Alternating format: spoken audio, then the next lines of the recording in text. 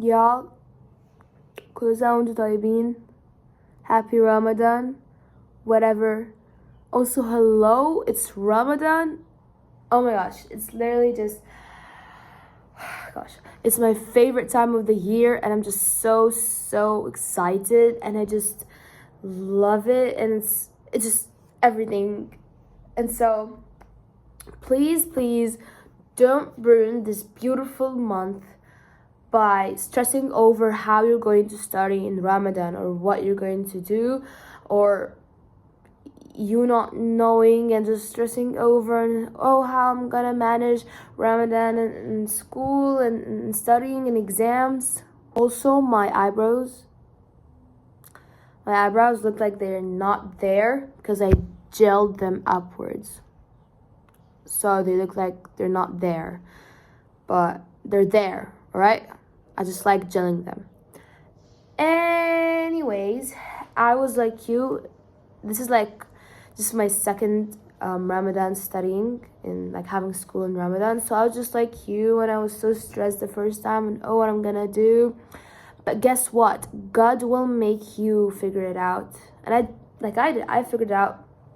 It's kind of chaotic at first, but then I was able to,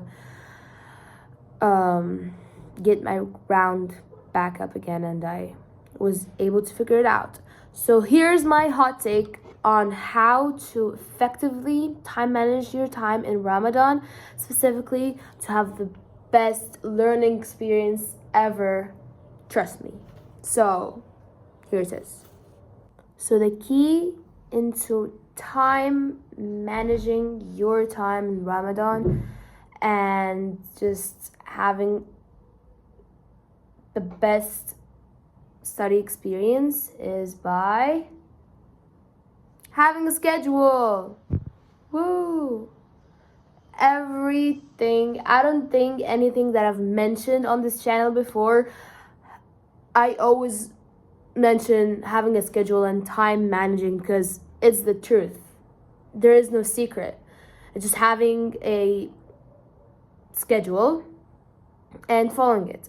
Because you want to balance between Ramadan and prayer and reading Quran if you don't want to read all of it by the end of the month. And so I'm gonna dive really specific into what I did according to my schedule, but it could be different for anyone, but you can just customize it to you. So I'll tell you specifically what worked for me, so you can take some inspiration and be able to morph my schedule into something that works best for you. Now let's start the day into my morning routine. So in Ramadan, I don't think I changed anything in my morning routine because I already wake up at dawn to prime. And if you don't know what priming is, I talked about it in a video. So for my morning routine, I didn't really change anything, but I would just wake up, eat suhoor, of course, pray, then start priming. So I didn't really change anything in there. My bus would come at 7:20 a.m. So I would have this much time to study in the morning. And trust me, these are your best hours. Literally I love it. Just the dawn, just right after suhoor, and you're just on an empty stomach and you study. So I studied until my bus arrives, which at 7:20. And so I'd wake up at Fajr. It was at 5 a.m. at the time. So of course you're gonna wake up at Fajr, whatever the time is, and you're gonna start priming. And my essential tip for this is you need to sleep. All right, you have to sleep. So if you're used to staying awake till suhoor, then I most definitely do not advise that. So you're just going to sleep at your normal bedtime, minus 10 p.m. and wake up at dawn to eat, then start studying. Now for prayers. Thank God, I pray 5 times a day. But then my best tip for praying in Ramadan is schedule prayer times. Schedule prayer times. Everything is with a schedule. Yes. Schedule prayer times into your schedule. So, when I would pray, I wouldn't really schedule any prayer times, on normal study days, because, I would just pray. So there's nothing really. But right now, of course, you should always pray with focus, but I want to focus more on the prayer. I read the Quran while I'm praying, my little prayer corner. So I really, really, really try my best to really focus on that prayer. So schedule prayer times, while you're gonna read Quran, while you're praying. And I know you always read Quran for the people who are gonna come, and I just hold the Quran and I start reading, stuff that I don't already memorize, not the stuff that I read in each prayer. Which takes us to the second part, which is reading Quran. Of course, if your goal is to read the Quran or finish all of it by the end of the month, right? So how would you do that while still, incorporating everything into your schedule? So for me, I had a plan that I would read 4 pages after each prayer. And recently, I hold the book in my hands while I'm praying, and I read the Quran while I'm praying. So 4 pages, so I'll pray 2 pages when I'm praying Fajr, right? So 2 pages in the first rak'ah, then 2 pages in the second one. All right. I would I would pray Dohr in school. So I would pray and then read 4 pages. Or as I said, I take the Quran with me and read whilst I'm praying. Now, let's say you're praying in Jama'ah, which is so much better. You can still pray with them after school routine. Now, that's everything I do, while I'm in school and before school. Now, my after school routine. Now, I'm gonna be very specific here because this is my schedule. You might arrive at a different time or anything, just suit it for you. Now, I would get back at about 2:20, then I would have a 30-minute break, so till 2:50, in the 30-minute break, I would shower, then I would pray Asr at that time, and read my 4 pages, okay, according to you, of course, but just have a 30-minute break. You don't need more than that because I already have written down my schedule and everything that I need to do the night prior to that, so I just can get into work right after I'm done. Then honestly, it's just all normal. I always take a 30-minute break, then just study, do your normal time lapses. So 30 minutes of, answering this, 30 minutes of studying that lesson, being very much specific. I made a video on how to specifically study. So whatever you're going to study, what you want to get done. And now till we get to Maghrib. Now for iftar, when Maghrib, I would take an hour break. And now, for this hour break, I beg you to just take this hour break for you and your family. So let's say the lesson was too hard, or you weren't able to finish the lesson on time, or you weren't able to study all of that, or it was hard. Let's just say you didn't have a good study day with your lessons. Just forget all about it for just an hour and just enjoy it. You're going to break your fast. You're going to... Oh, where's that? I lost the cap. Okay. I don't think I'm going to cut that. So you're going to pray for God. Just an hour of sitting with your family. You're going to watch your show. You're going... In the hour, you're going to pray Maghrib plus 4 pages, then eat and sit down with the family and just forget about everything and just live in the moment.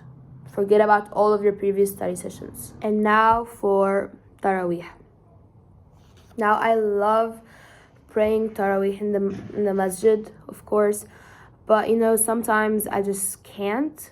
So this is it. But of course, if you do have, thank God, did have the time to finish everything, maybe after that hour of iftar, maybe you have some time before Isha prayer, so you're able to get some studying done, squeeze some studying done as much as possible, and then you were done by Taraweeh, then most definitely go pray it in the masjid.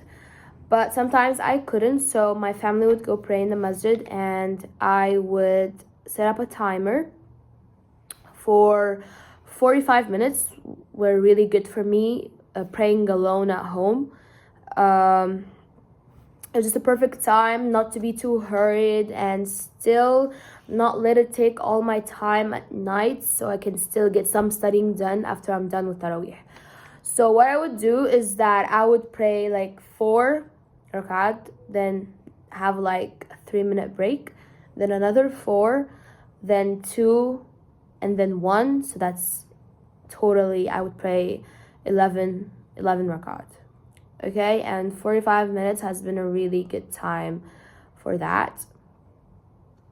And of course, I don't want some people, smart pants, dumbass people, telling me, so what if the timer goes off while I'm still praying? Of course you're not going to leave the prayer and do that. That's why you test the time proper for you. All right, so you just try it out, pray without a timer, and then when you're done praying at home, just have an estimated time which is suitable for you to be done with the prayers. Right? Now, after I was done with Taraweeh, I would thankfully still have some time to get some studying in. Now, it's all about having the ability to squeeze some study time, this and there. So you're done with Taraweeh and you still have time till you go to bed. So I would really study or answer, less intense questions. And my advice for this is to leave all the really energy needed or studying lessons or all of, the tasks that need hard work before iftar, like in the morning where you're all, you're still fasting and you're really focused, and then at night when you just ate and stuff, leave it for the kind of less intense tasks. For example, you're going to answer some past paper exams, or you're going to do your homework or whatsoever, just a less intense work after, at night. And then if you have some time after you're done with your night studying, then great. Spend time with the family or schedule or whatsoever. If you do have time, then it's great.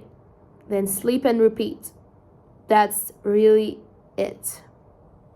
Might be a bit chaotic at first if it's your first time having or doing this, but that's literally it.